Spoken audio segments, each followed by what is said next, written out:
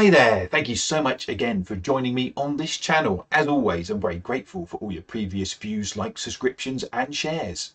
Something a little bit different. I am a complete novice when it comes to artificial intelligence, unless it's something mentioned in the movies.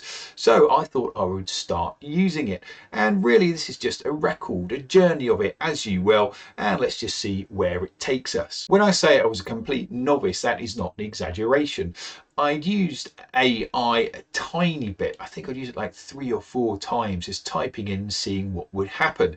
However, I decided to try and take it a bit more seriously in terms of myself as a teacher, and I signed up and used this course called Generative AI for Educators from Google. Now, I've no doubt there are a ton of courses out there and all sorts of things, advice on YouTube. The reason why I chose this one is because, as you probably notice, I use Google a lot. So for example, the Google slideshow software is part of my videos, and I just thought it would make a bit more sense being part of the entire ecosystem to keep some consistency, get my grips around what actually is generative AI. And thanks to Google, it came up with this, that large language models like Gemini are trained on this vast amount of text data. They learn the relationship between words, phrases and concepts. So effectively it scrapes the entire internet for everything from the novels of Jane Austen through to the works of William Shakespeare and everything in between.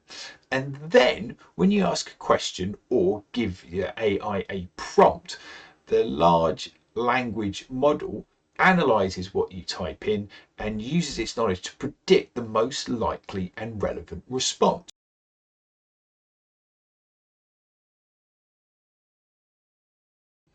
This is an example of a prompt that I learned from the course, and it's broken down into an acronym called PARTS, which makes it a lot easier for me to remember.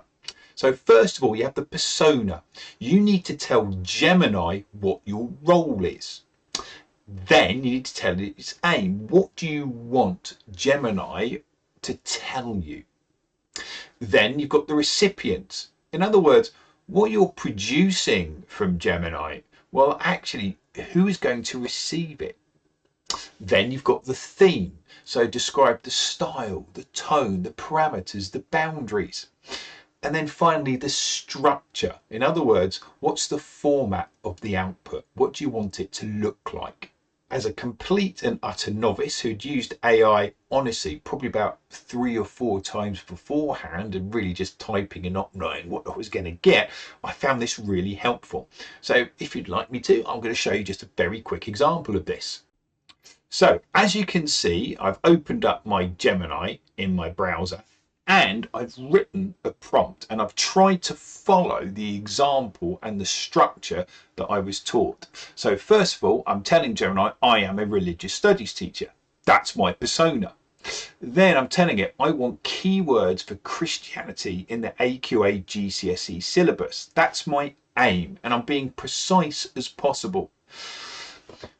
I want it to know as well that the output will be for year 10 students with a high level of literacy. They'll be the recipient. And then the tone must be academic, and it must include words such as omnipresent and imminent. And finally, I'd like it to be presented as a table. Okay, so what I have done, I have shifted my video image a little bit over to the right, just so you can see more of the screen. And I've removed from the prompt the words persona, aim, etc. So we'll hit the submit button and let's see what it generates. And here is a table of keywords for Christianity in the AQA GCSE Religious Studies syllabus. So as you can see here, it's come up with the words that I particularly wanted. So the omni words, omnipotent, omniscient, omnipresent, okay, imminent. It's also, oh, this is clever, it's also bracketed them under the nature of God, Jesus Christ, Holy Spirit, and Christian practices. Okay, there's also another neat little feature here, okay, which is that you can export it to Sheets, okay, in Gemini, because obviously Sheets is part of the Google family. And one thing I did want to show you too as well is that there's a little button here called regenerate, and you can ask, okay, Gemini, as you can with all the other AI generatives, is to actually regenerate. In other words, have another go at it. So if we press that button again, okay, you can see that it has another go at it, and it's broken it down into things like added creation and fall, which is quite helpful, Christian scriptures, Christian ethics, and you can keep doing this, okay, until you find something that is suitable. So that's the first style prompt that I had. And it found it so helpful that Google suggested this to me: persona, aim, recipients, tone, style. But then I got thinking about, well, actually, can I simplify this for youngsters?